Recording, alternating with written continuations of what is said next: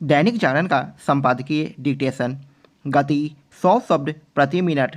Start होगा 5 second बाद।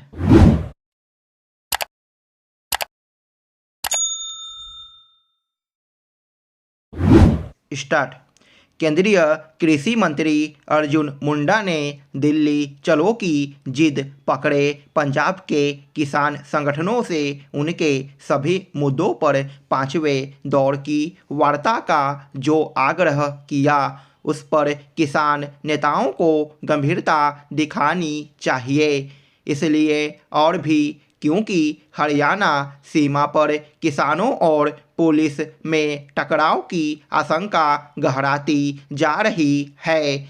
इसका कारण यह है कि किसान संगठन हरियाणा और फिर दिल्ली में बलपूर्वक प्रवेश करने के लिए जेसीबी एवं पोकलेन के साथ अपने ट्रैक्टरों को बख्तरबंद सरीखी शक्ल देकर सड़कों पर डटे हुए हैं।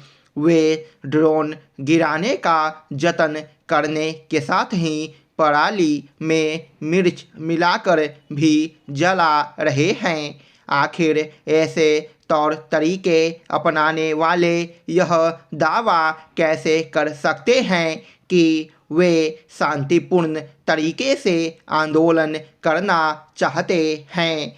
किसान नेताओं ने चौथे दौरे की वार्ता में केंद्रीय मंत्रियों की ओर से दिए गए उस प्रस्ताव को खारिज कर भी नकारात्मक रवैये का परिचय दिया था, जिसमें कहा गया था कि सरकारी एजेंसियां 5 वर्ष तक किसानों से एमएसपी पर दालें, मक्का एवं कपास खरीदेगी और उनकी खरीद की कोई सीमा नहीं होगी। यह तो एमएसपी की गारंटी ही थी।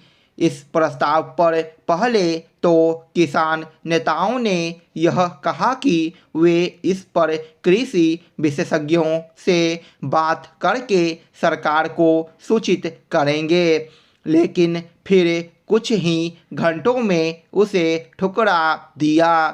अच्छा हो कि दिल्ली कुछ 2 दिन टालकर अगली रणनीति बनाने में जुटे किसान नेता केंद्र के प्रस्ताव पर ठंडे दिमाग से विचार करें, क्योंकि यह पंजाब के लिए किसानों के लिए विशेष तौर पर लाभदायक है।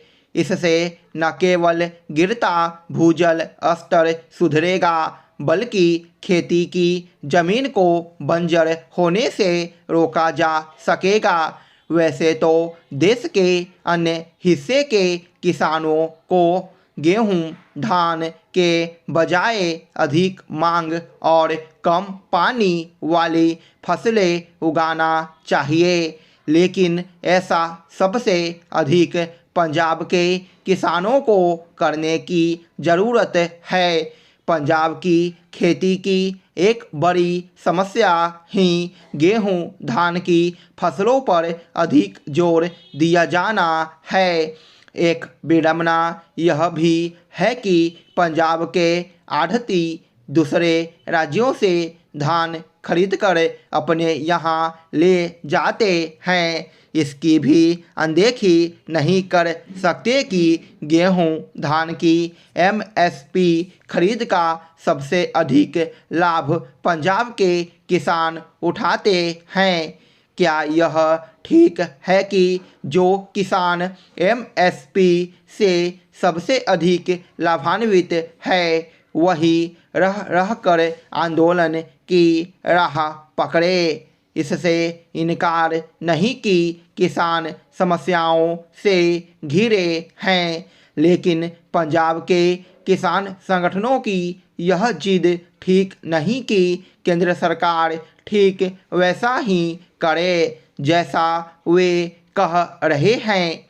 ऐसी जिद के कारण जो 3 कृषि कानून वापस हुए, उनसे पहले ही देश के छोटे किसानों का अहित हो चुका है। किसान नेता 5वें दौर की वार्ता के लिए आगे आएं। इसके लिए पंजाब सरकार को भी पहल करनी चाहिए। आखिर उसकी भी कुछ जिम्मेदारी बनती है। झूठी और भ्रामक खबरें फैलाने वालों पर कड़ाई जरूरी है।